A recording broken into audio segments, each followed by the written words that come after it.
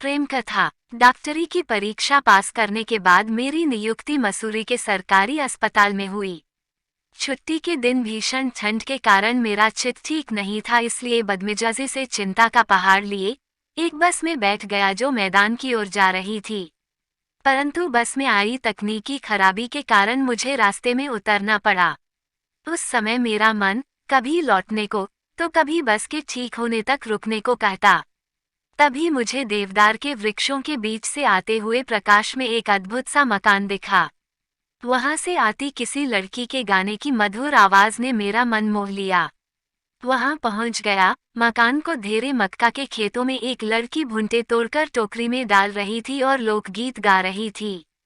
घाघरा चोली पहने हुए थी, खूबसूरती के साथ गरिमा में भी थी। मैं उसके मधुरमय संगीत में खो गया। उसकी नजर मुझ पर पड़ी तो ठिठक गई, बोली, क्या चाहिए? मैं सकपका गया और कहा, भूंटा। उसने टोकरी में से भूंटा निकाला और कुंडली में रखे कोयलों पर भूनकर मुझे दे दिया। मैं भूंटा खाने लगा और वह मुझसे बतियाने लगी। वह इतनी अच्छी बातें कर रही थी, मन कर रहा था सुनता रहूं। तभी किसी ने मालती कहकर उसे पुकारा। आई कहकर वह घर में जाने लगी। मैंने कहा, पैसे तो लेती जा। उसने मेरी आंखों में झांक कर कहा, एक भुंटे के क्या पैसे लेना? मैं उसकी कजरारी आंखों की गिरफ्त में आ गया और उसकी ओर खींचा चला गया। मैंने उससे कहा, मालती, मैं सरकारी अस्पताल में डॉक्टर हूँ, कोई परेशानी हो तो डॉक्टर गौरव के पास चली आना। उसने कहा, न बाबा न, मुझे नहीं आना, तुम सुई से छेदोगे। उसकी मासूमियत भरा लहजा देखकर मैं हंसी को नहीं रोक सका। डॉक्टरी के उबाई पेशे में खुलकर हंसने का सौभाग्य मुझे वर्षों बाद प्राप्त हुआ था। वह मेरे ख्यालों और ख्वाबों में हर समय रहती थी। मैंने उसे भुलाने के बहुत जतन किए, पर गलियों में बाजारों में भुंटे बेचने वालियों को देखकर वह फिर से याद आती थी। छुट्टी के दिन बेचैन मन को करार देने के लिए अद्भुत मकान पर पहुंच गया।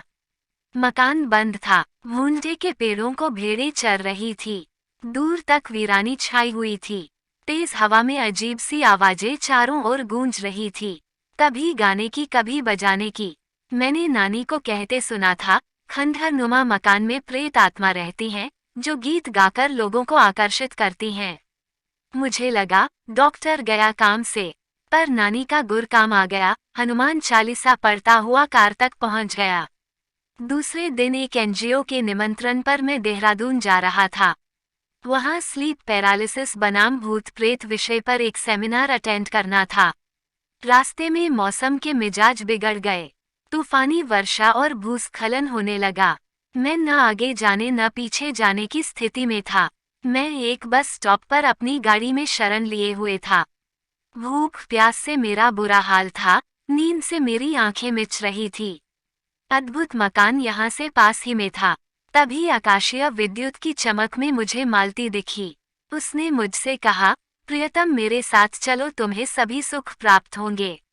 मैं उसके पीछे चल दिया। अद्भुत मकान पर पहुंचकर उसने कहा, अरे, मकान की चाबी तो खो गई, अब क्या होगा? वह ठंड से कांप रही थी।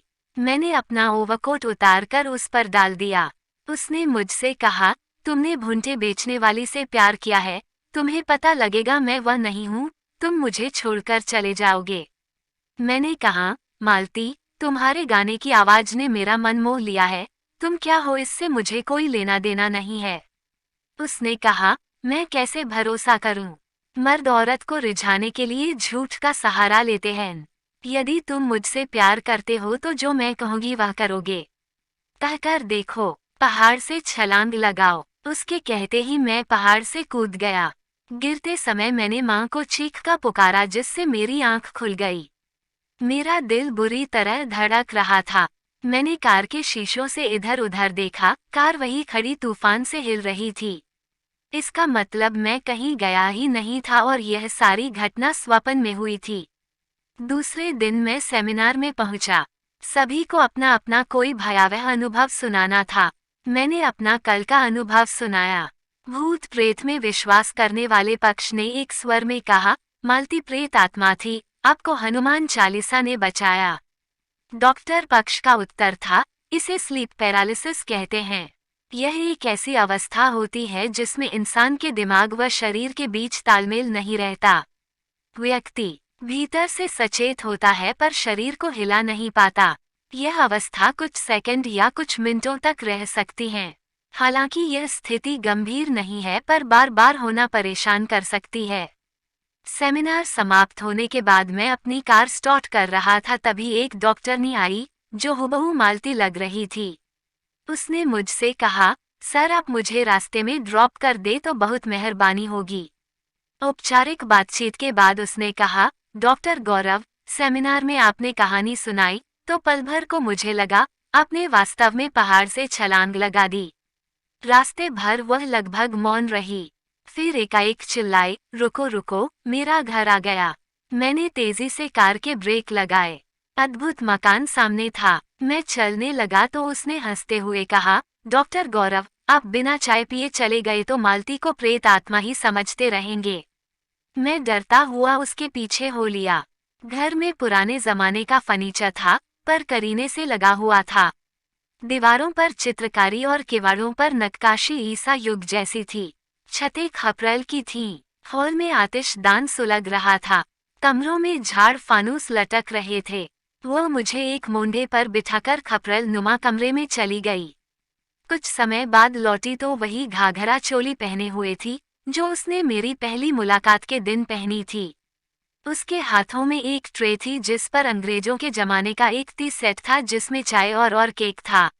मैंने चाय पी ली पर दहशत में मुझसे केक नहीं खाया गया। फिर वह मेरे बहुत पास आई और धीरे से बोली, यह मकान अंग्रेज का था। मेरे दादा ने मोल ले लिया। मैं छुट्टियों में यहाँ आती हूँ, कुछ दिन रुकती हूँ, फिर देहरादून चली जाती हूँ। उसकी बातें सुनकर मैंने कहा, तुम्हारी पहेलियों ने मेरे शरीर का खून सुखा दिया। उसने कहा, साइकोलॉजिस्ट डॉक्टर सिम्हा मेरे पापा हैं। वो इसी तरह लोगों का डर दूर करते हैं। मैंने हंसते हुए कहा, आप डॉक्टर हैं? मैं भुंटे वाली समझता रहा। हम दोनों हाथों में हाथ डालकर बहुत देर तक हंसते रहे। धीरे धीरे हमारी मुलाकात दोस्ती में बदली, फिर प्यार में, और एक दिन हम शादी के बंधन में बंध गए।